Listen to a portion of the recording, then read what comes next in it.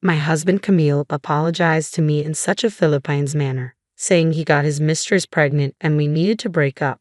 I was dumbfounded, and my affection for him ran out 6 months ago. Is the mistress someone I know? I asked. Yeah, it's Kyra. Remember meeting her again at Alice's wedding reception. Since then, my husband seemed completely unashamed. Alice's wedding was the year before last, so you've been cheating for over a year. Alice was a college classmate, and Kyra was a junior 2 years behind me. She was in the same research group as Alice, and we played tennis together in college, so I remember her well. She was nicknamed Little Devil behind her back and was quite famous in a way. Huh. Oh, is that so? Time flies when you get older. My husband just laughed it off. What on earth was he thinking? I can't understand him at all. I'm Viola, 30 years old. I met my husband in the college tennis club despite him being 5 years older at 35. He often showed up as an alumnus who loved happy hours, had lots of friends, and was friendly with everyone. He took great care of freshmen and was kind, but I later realized it was limited to girls after we started dating. I cried many times due to his cheating habits back then, but I loved him and married him right after graduation. But once I started working, I got to know the real him, or rather, his useless side. He frequently appeared in the tennis club's clubhouse, acting all high and mighty with the juniors because he was completely ignored by his peers. The truth was he was so incompetent at his job that he wasn't given any serious responsibilities. Even now, there's no prospect of a raise or promotion. He's just a pretentious good-for-nothing who can't do his job or household chores. I tried various things to change him after we got married, but his refusal to change made me give up. The reason I had to divorce him wasn't just that work was busy and it was a hassle, but also because his parents were good people, a reason that had nothing to do with my husband himself.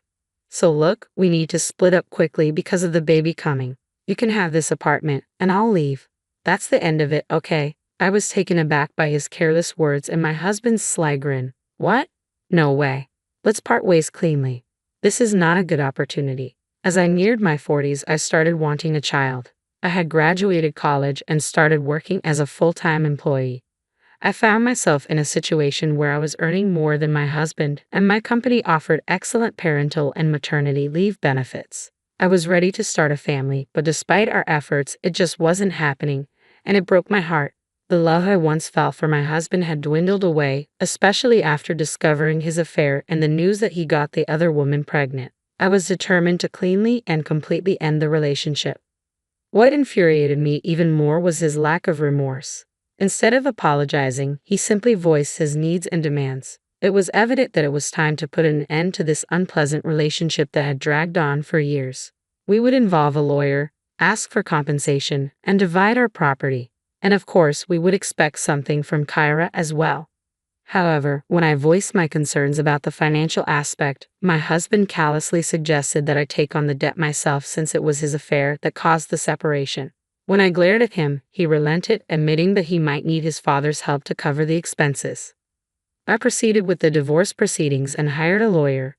Despite multiple calls from my in-laws pleading with me to reconsider, I remained steadfast in my decision. Even my father-in-law broke down in tears, acknowledging that if I left, it would spell the end for him. My mother-in-law begged me to reconsider, expressing her love for me like her own daughter. But even they understood once I laid bare the truth about my husband's constant infidelity and laziness. Finally, they apologized profusely, hanging their heads in shame. They even paid the compensation in a lump sum on behalf of my husband, who had no savings of his own. They made him promise never to ask for their help again and to repay them promptly.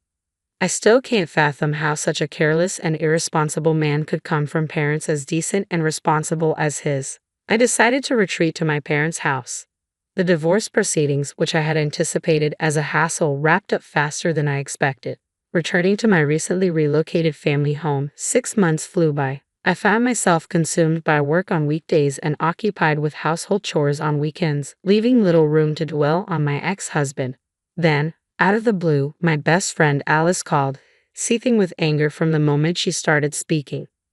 Viola, did you know your ex-husband Camille and Kyra? They're living it up in a new high-rise apartment, flaunting their wealth everywhere. Kyra even had the audacity to invite me to her baby shower party. The presents alone costs over $100, and there's a $100 participation fee. It's outrageous, isn't it? She exclaimed.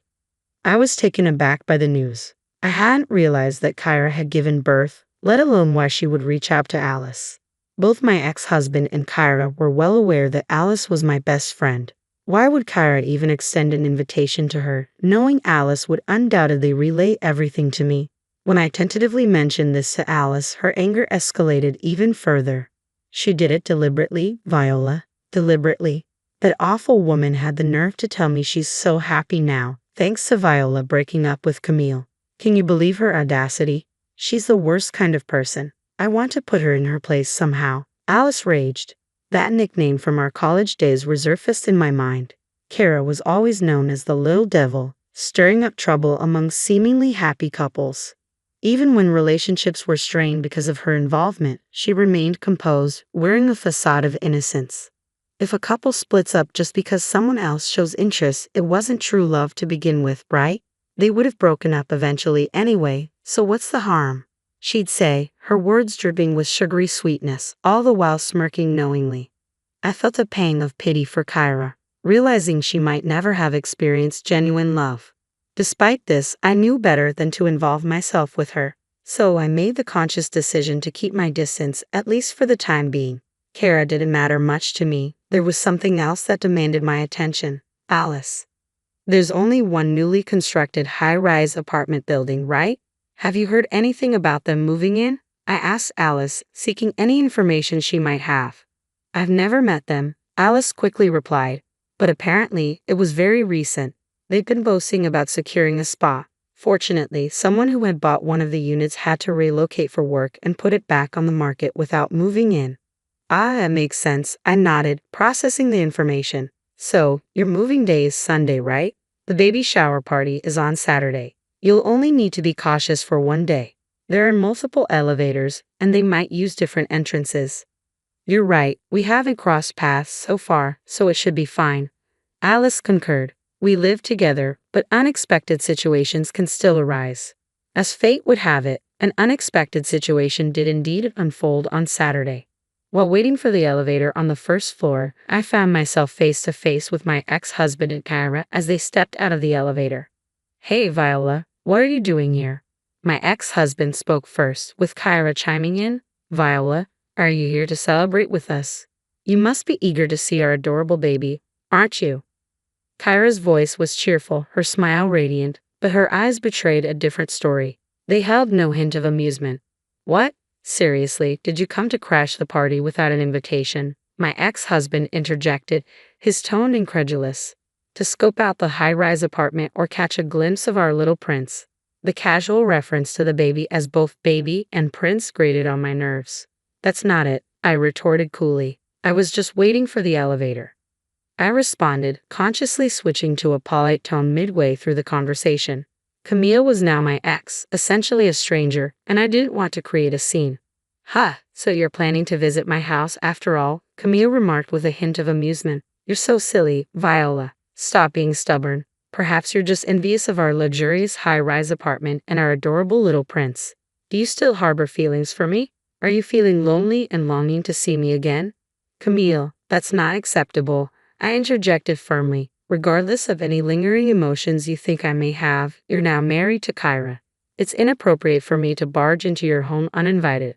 And as for jealousy, Kyra, you're mistaken. But I appreciate your concern.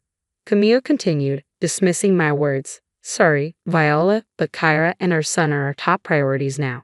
You're not welcome here. As I listened to their conversation, I couldn't help but feel perplexed. It had been 6 months since I last saw my ex-husband, and yet his mindset remained as irrational as ever. Kara's attitude was equally baffling. It dawned on me that my cheating ex-husband and his new partner were a perfect match in their own peculiar way. Reflecting on it, I regretted wasting my precious 20s on Camille. I'm utterly ashamed of my past with Camille, wishing to bury those memories deep in darkness. If only I had ended things sooner without making excuses, I wouldn't have to endure this nonsense from my ex-husband and his partner. My words seemed to strike a nerve with Camille, who retorted, What's that? You're really lacking charm. Learn from Kyra. Even her jealousy is endearing. She's just given birth, yet she still takes the effort to look stylish for me. Don't you find her admirable? Not at all embarrassed, I replied calmly. I was simply going to the grocery store. I was dressed in a plain white t-shirt and jeans, clean and presentable. That's the problem. I grew tired of your simplicity. Camille snapped. Enough already. We have nothing to do with each other. Just go home. Annoyed by his dismissive tone, I retorted, actually, this is my home. Seeing their disbelief, I had to explain. I've been living with my parents in this high-rise apartment for 6 months now. My father was approached by salespeople when talks of selling the land he owns arose. They suggested that living in a high-rise would be more convenient, especially as he's getting older. While it's not entirely our land, we received a substantial sum from selling it. During negotiations, we were able to move into one of the higher floors for much less than market value. Camille was taken aback. You're landowners with that much money. If I had known, I wouldn't have agreed to the divorce. Give me back the compensation money. There's no need for a property settlement, I replied firmly. The compensation was a result of your affair, and the property settlement was a matter between us as a married couple. As I spoke, I noticed Kyra mumbling to herself, her silence speaking volumes.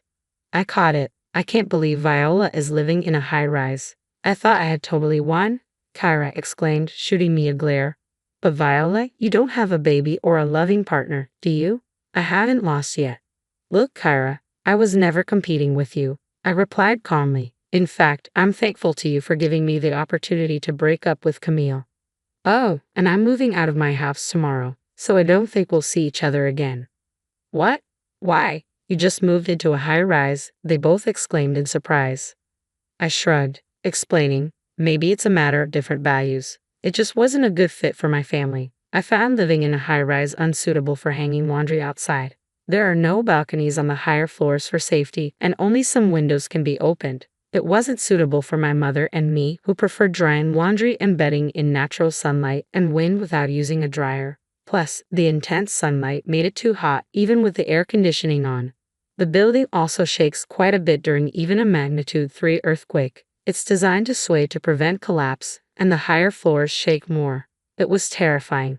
Most stressful of all was the daily elevator ride. It gets crowded during the morning commute, and it takes time since it stops on each floor.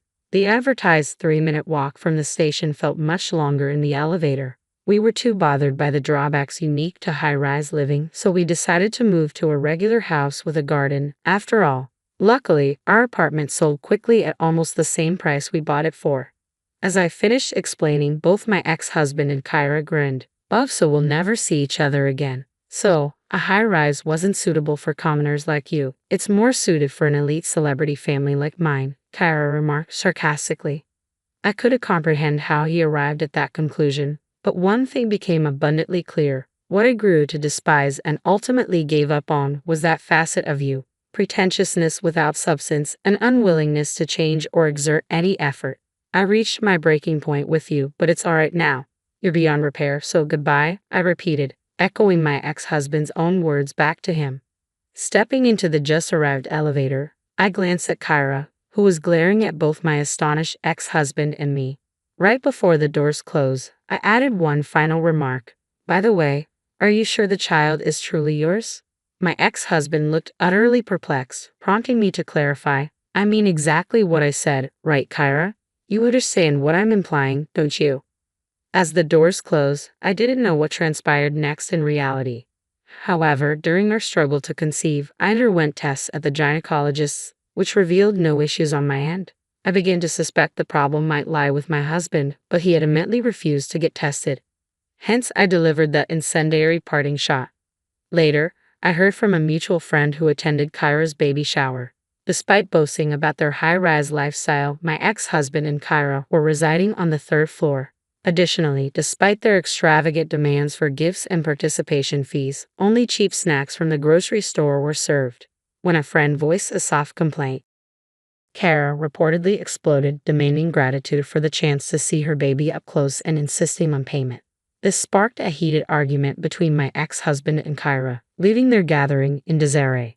Thanks in part to my earlier cryptic remark, it was revealed that my ex-husband and Kyra had moved into a high-rise but were struggling financially, attempting to swindle money from their friends through fabricated reasons. Their deceit caused outrage among their friends, who promptly left. Meanwhile, my family and I settled into a single-family home with a garden, where I recently welcomed an adorable kitten. Our former high-rise was embroiled in controversy due to significant defects and illegal construction methods, making it unsellable. Reflecting on our situation, we realized we were unexpectedly fortunate. Now, I find solace in my severed ties with my ex-husband and cherish the tranquility of my peaceful days. As I hang the laundry on a sunny afternoon, my kitten sometimes curls up on the clothes, its adorable sleeping face bringing me a sense of contentment. Today, like many others, was a good day.